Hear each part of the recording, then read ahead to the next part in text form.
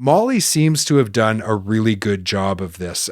Not only do they manufacture engine components, original equipment, tier one, but they've moved into this heavy duty aftermarket space as well. And they are supporting the rebuilders at a level with things like training and support and information to be able to help them not only do the consolidated engine platforms in, equipment that's operating, the newer equipment, but also to be able to supply the wider range of older engines that might still be operating out there, fourth owners, or if maybe it's in a construction or agricultural vocation, then sometimes that equipment is still running 20, 25, 30 years later. So MAHLE seems to have done a really good job of balancing both sides of this business.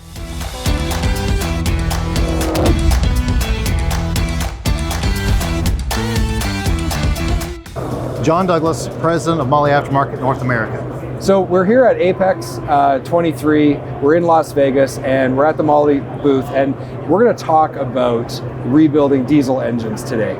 John, thanks so much for coming on the show and taking some time out of your busy day. You've got a booth that's full of people right now. Absolutely, it's always good to come to Apex and see all of our partners every year, and we put on a really good show, and it's great to be here. So let's talk about rebuilding diesel engines. What's changing? If we talk about kind of the trend line, like when I started in the business, like it was the older Cat engines, 3406C, that kind of thing. Like that was the most common prolific engine. Engine platforms have changed a lot. Technology has changed a lot.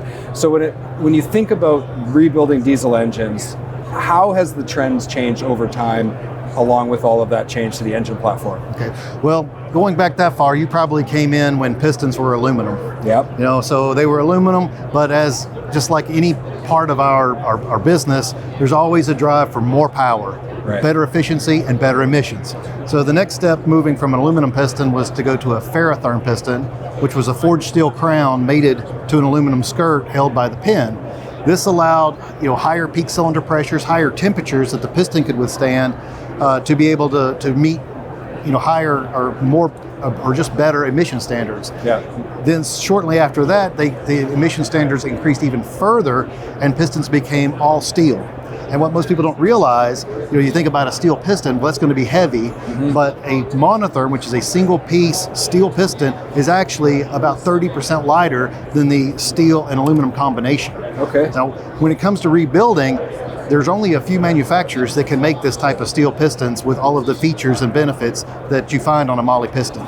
We're the OE manufacturer for all major platforms, and we've got that research and development to produce that innovation to be able to meet those emission standards and those power requirements the customers want. So I started my career rebuilding pneumatic controls, and as a rebuilder, you get to see all the failure analysis, and you get to start to understand what you need to change to bring this thing either back to OE spec or make it perform even better. What has happened over the last few years from that perspective that MAHLE has then taken those things that they've learned and helped their customers to be more successful rebuilding engines? Yeah, well, exactly. Those failure analysis are very valuable in understanding what can we do better, and you really see real world conditions, because you can only think of so many things to do on a dyno, and it just doesn't simulate the real world all the time. So again, whether it's dimensional features on a steel piston, whether it's the materials, or even bearings, the Cleveite engine bearings, we've developed new materials to meet these expectations, whether it's 1,000,000 miles or what some manufacturers promote. But it's material properties, it's dimensions, it's heat treatment properties. All of this goes in to really to make an innovative product. Where do you think engines are going to have to go to meet the next hurdle of emission standards? That's a tough one. We've already seen where we're reliant upon whether it be EGR cooled engines or the urea applications. So it's really hard to say, but I can assure you there are tremendous amounts of activities taking place to get us to new levels. To get you to new levels. Well, there's only a few years between now and those standards. Whatever they actually will be in the end, we'll have to wait and see. So when it comes to the product that you provide on the independent side, the aftermarket side, what kind of support levels do you provide the people who are buying your product and rebuilding engines? How do you go about supporting the independent side of the business? Okay. Well, aside from, I guess, probably the best way is offering our heavy-duty engine kits, which have all of the parts it takes to do the job. Yeah. But we also offer training. We have online training. We want to inform our customer or our customer's customer, anything that they might need to know for a successful rebuild. Yeah, that makes sense. Education is so important. Right. What's one thing that you wish every rebuilder would know, or like what's that one thing that you just want to emphasize so that anybody who's listening right now, you make sure they hear this one thing that they need to know? Well, I guess I was in the piston manufacturing business with MAHLE before I came to the aftermarket, and one of the things that always was that struck me was if there are a lot of copy products out there, but you can only copy what you think to measure. And even if you were measuring, whether it be profiles or ovalities, then you have to make it. MAHLE actually has a division that builds our own equipment because we machine features that are not available on commercially made equipment. So knowing, hey, it's not just the diameter, it's what's that ovality, what's that form profile, knowing that, hey, all of this technology and development that went into to make the OE part, we're bringing that to the aftermarket. When we think about the future, you've already mentioned emissions. We've talked about how that impacts engine platforms. What other things do you think are likely to occur in the future when it comes to engine platforms? Well, that's a great question and something I'm excited about. We hear all of this talk about e-mobility, and that's really going to be a challenge in the heavy vehicle industry. But I was elated when I was in Germany back in June to see that in our R&D department, we had taken a major manufacturer, I'll call it, a diesel engine, and converted it to a spark-ignited hydrogen engine. So for me, this is a huge step in the longevity of internal combustion engines. Yeah, I absolutely agree. And I've thought for a very long time that there is a place for BEV, absolutely, certain vocations, but we're going to need more than that to reach some of the goals that are coming. So that's exciting. So you'll come back on the show and tell us more when you can? When I can, yes, sir. When you can? Yep. All right, sounds good. Thank you so much for taking a few minutes to talk with me. I really appreciate it. Thank you. Hello, my name is Felipe Fequer. I'm the head of product management for powertrain and mechatronics for the MAHLE North American Division. Felipe, nice to talk to you. Nice to meet you. Thanks for the time. Yeah, well, thank you. I mean, you got a busy booth here, right? Yes, we were just talking to John, and there's lots happening. We're at Apex in Las Vegas. We're talking about rebuilding diesel engines, and there's a lot to talk about. That is true. First of all, let's talk a little bit about how your company is organized to go to market. So how do you get the products that you're manufacturing for heavy-duty diesel engine rebuilds into the hands of the rebuilders? So our channel is basically the traditional channel of distribution through the whole distributors in North America. So that includes Mexico too, not only US. And what about Canada? I'm from Canada. Yes, of course, Canada is part of that equation 100%. And of course, we always try to be very close to those customers, offering them their full support, always to provide alternatives for them so they can help the end customers. And one thing that it's becoming more and more important to our organizations is the support that the fleets are needing. So what kind of technical assistance we can provide, and of course also the new technologies and the products that the market is requiring. So I think that is one thing that we have in our heart to go ahead. Yeah, and when I was selling heavy-duty parts, I was worked for a manufacturer, but also worked for distributors. And one of the best things that you could do is bring a manufacturer out into the field, supporting that fleet, talking to them directly, allowing the fleet to give them real-world feedback. That's important for the manufacturer, right? And I think that is one very strong part of the MAHLE business overall in the whole globe, to have that strong technical support. We have a very strong group. We have a very strong team with a lot lot of knowledge, and of course now we need to expand that and let that information and transfer that knowledge to the end users, so they can do their job better. So what helps everybody in the whole process. And one of the things that has been a real challenge on the aftermarket side is how much equipment is changing. So this is putting, a great need for that education side, so that you can learn how to fix this equipment you've never seen before. You've never seen before. That is right. So we have a very strong online platform with a lot of training that is available to any end user that you guys can access through our website. So that is strong. But of course, that face-to-face interaction after COVID, thanks God it's over. But we are able. Can we just forget that? Wipe it from our memory. Okay. So we offer a very strong online platform for training that is available to any end user or anyone that is interested in learning a little bit more about our products, but also have that technical in-depth training. But also, of course, the face-to-face interactions, it's extremely important to have that opportunity to visit the fleets, to visit the distributors, and offer that support. That is something that we need to do more and more.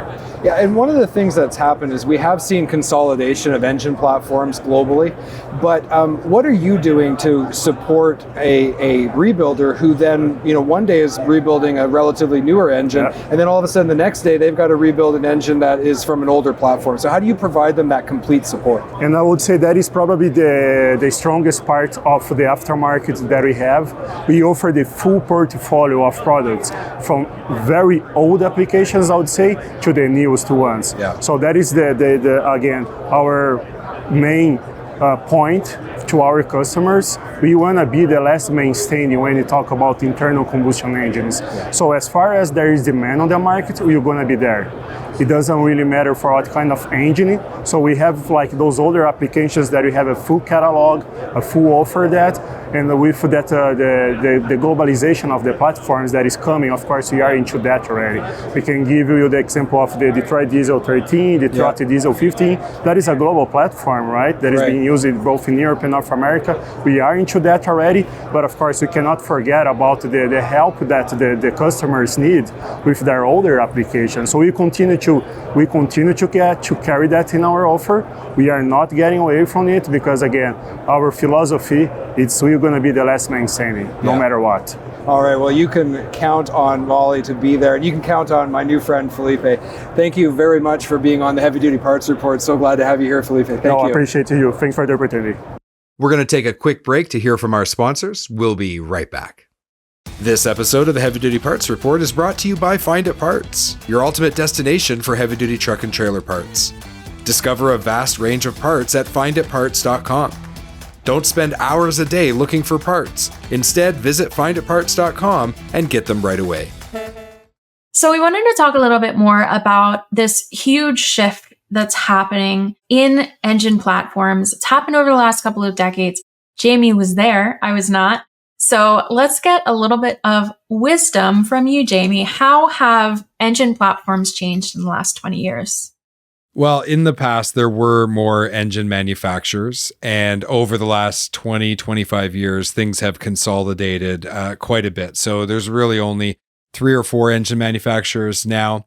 And as those engine platforms, or manufacturers rather, have consolidated, it doesn't necessarily mean that engines have gotten easier to work on. In fact, because of technology changes, because of emissions control, and things like that, the engines themselves have become much more complex over the mechanical days. So when I sold parts, you could grab a wrench, you could make a quick repair. I saw guys do things like listen to the engine with a wrench and be able to hear which cylinder wasn't firing properly or where there was something broken in the engine. You know, those days of the mechanical and kind of having that knowledge has been replaced by people who need to be very proficient with diagnostic tools and who are able to work on these engines and troubleshoot engines, not just the engines themselves, but all the upstream and downstream issues. So things have gotten more complex. There's less manufacturers,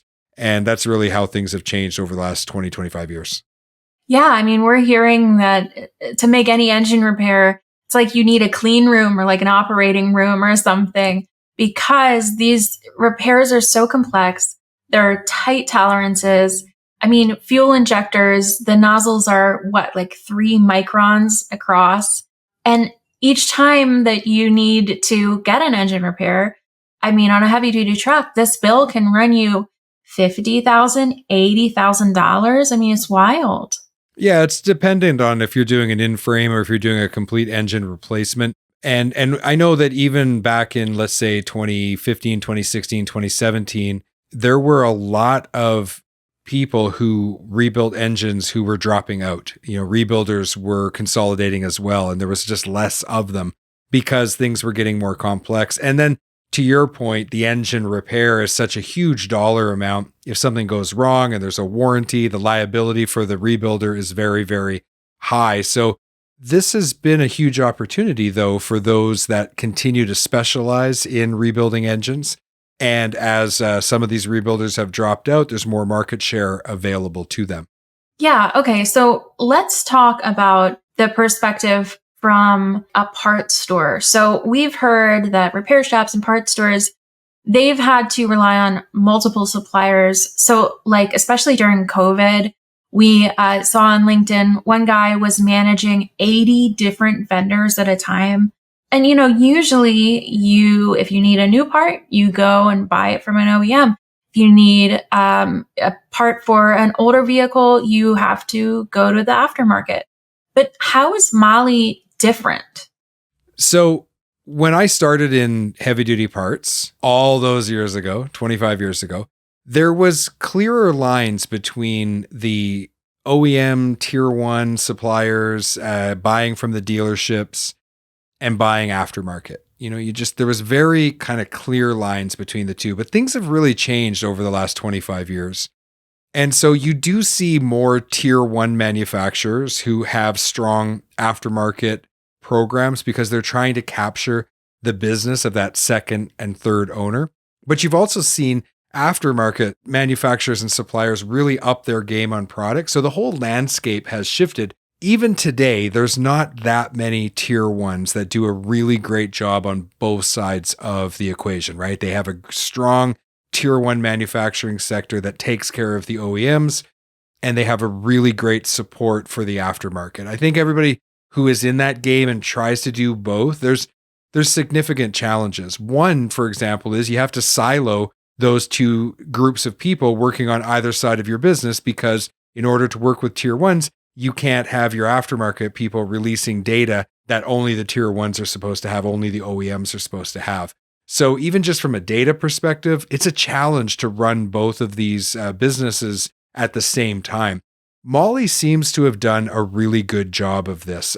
Not only do they manufacture engine components, original equipment, tier 1, but they've moved into this heavy-duty aftermarket space as well, and they are supporting the rebuilders at a level with things like training and support and information to be able to help them not only do the consolidated engine platforms in equipment that's operating, the newer equipment, but also to be able to supply the wider range of older engines that might still be operating out there, fourth owners, or if maybe it's in a construction or agricultural vocation, then sometimes that equipment is still running 20, 25, 30 years later. So MAHLE seems to have done a really good job of balancing both sides of this business. It was really great to spend time with MAHLE at their booth at Apex. I really enjoyed getting to know them, and we're really looking forward to working with them on an ongoing basis and understanding more about what they do for the heavy-duty aftermarket.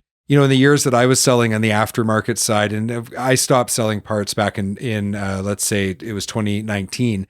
So, it's been a few years since I sold parts, but 2016, 17, 18, 19, I never really heard MAHLE's name being mentioned. I heard other companies that have been on this show that are really well known in the aftermarket space, but MAHLE really wasn't one of them. So it is good to see the moves that they're making to provide additional support to the independent service channel, because as we know, I have a very strong feelings about that, right? The independent service channel, the trucking industry is the backbone of society. Really, the independent side, if we didn't have that, we just wouldn't have a trucking industry that is as strong and robust as it is today.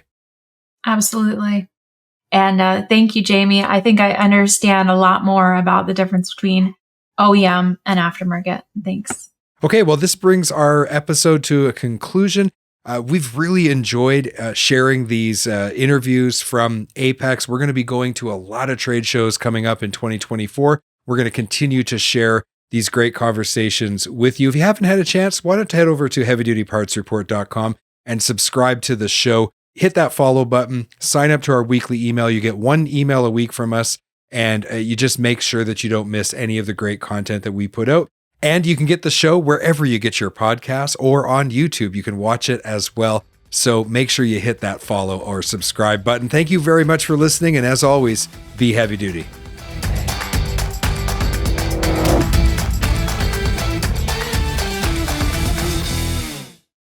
Thank you for watching this video. Click here to subscribe to the Heavy Duty Parts Report YouTube channel and click here to watch another great episode.